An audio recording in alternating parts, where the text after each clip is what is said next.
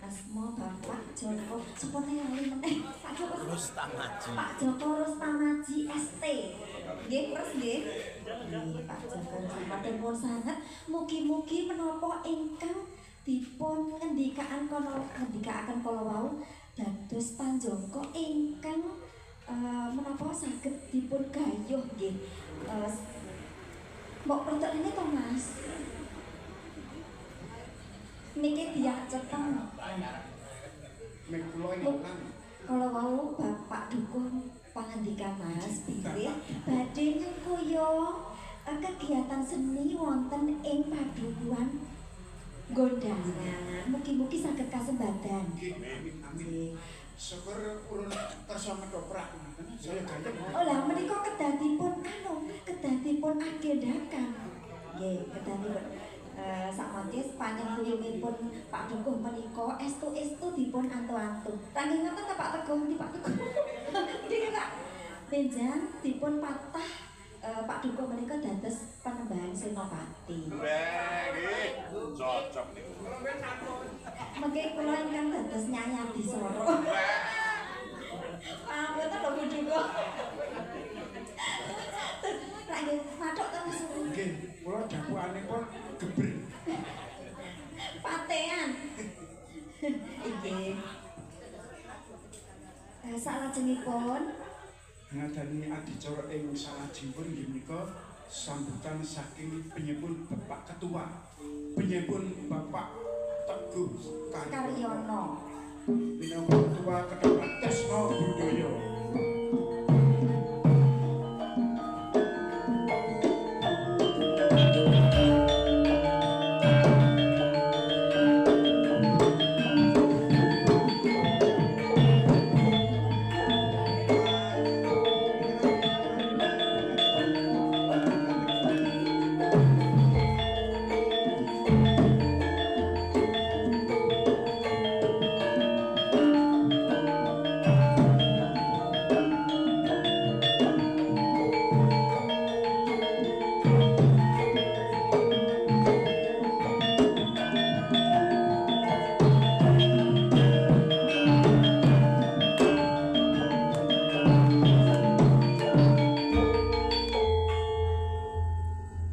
Bismillahirrahmanirrahim.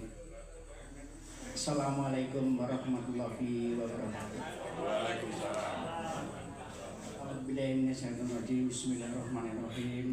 Wassalatu wassalamu ala asyrofil anbiya'i wal mursalin sayyidina wa maulana Muhammadin wa ala alihi washabihi ajmain. Rabbi sholli sholli wa yassir amri wal hidayatan lisani yafqahu qawli.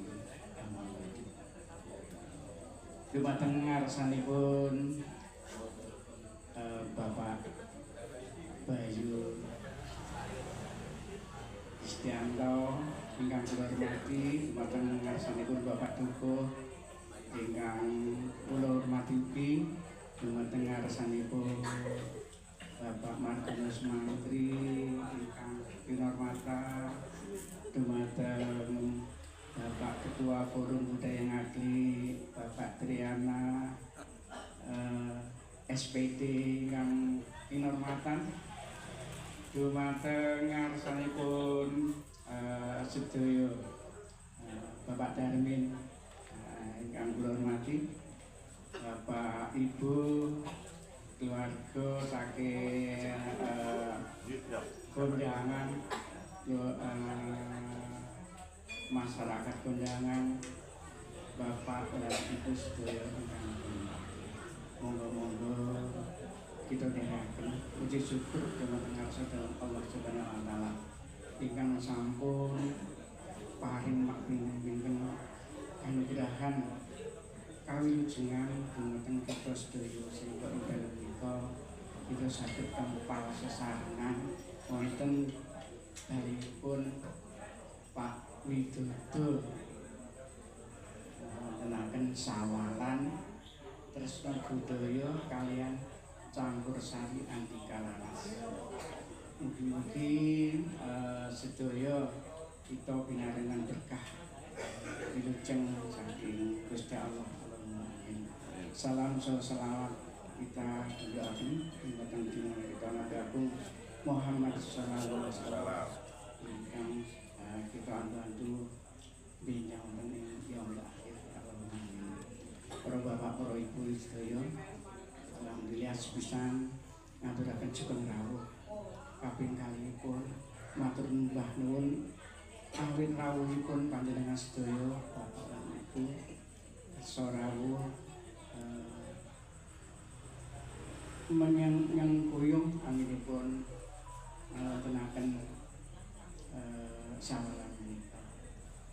Saestu ing mriki kula ingkang dipun sepuhaken wonten Tresna Jaya kali wonten ing Andikarangas kula namung saestu nyuwun pangapunten bilih anggenipun gladhen lan sanes-sanesipun wonten sanggar mbok pilih kepara malah namung berbagi tangga teparo tangga kiwa tengenipun nanging nyun ngapunten menika boten ateges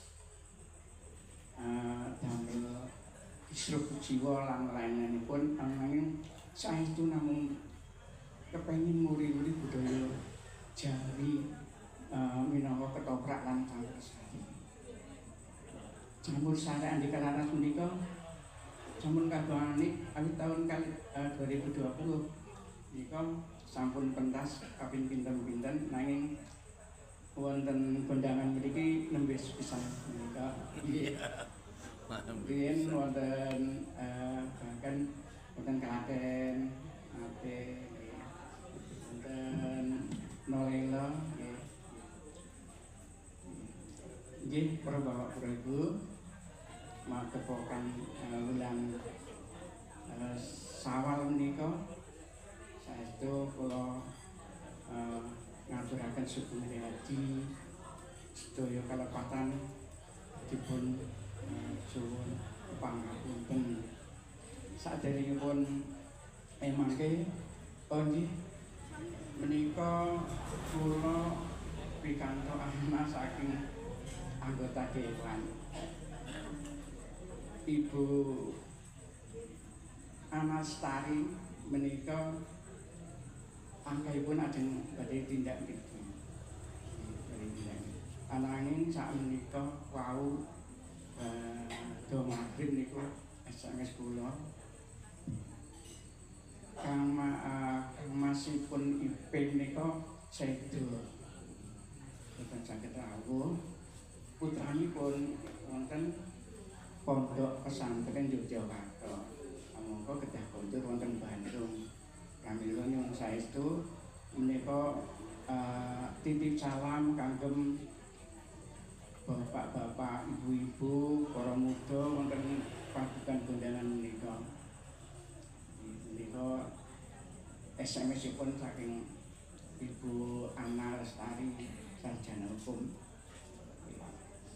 Menika bisa lajengipun gandeng menika wulan Sawal dadi kula waosaken ikrar kecamatan pundi nun sewu kula mboten ate pidato niki ngewel iki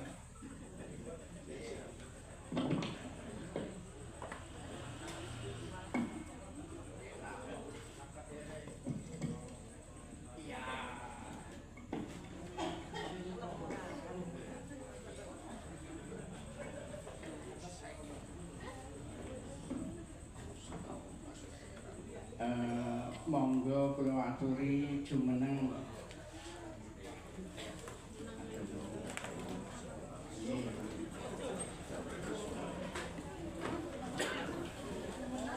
gandeng menika ikrar kasuwun niruaken tembung napa ingkang badhe kula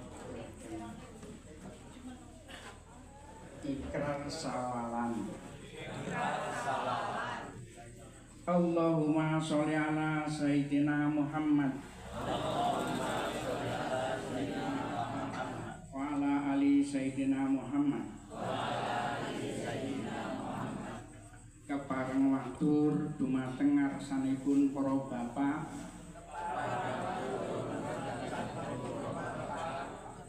para ibu saha para kadang. Para kadang muda taruna kakung miwah putri.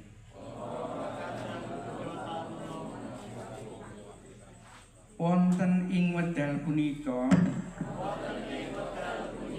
ing dalu menika kula kanthi tandesing manbatos kanthi ikhlasing manah ngaturaken sugeng riyadi sugeng Idul Fitri sedaya kalepatan ingkang kula sengaja lan ingkang boten kula sengaja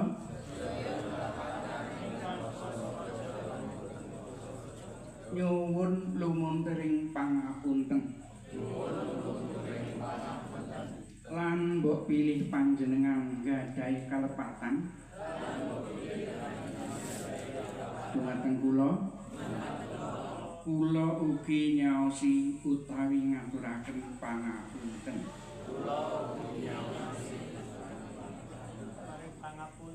Kairing panjurung donga mugi-mugi amal kita sedaya dipun tampi wonten ngarsa dalem Allah Subhanahu wa taala. Amin. Mekaten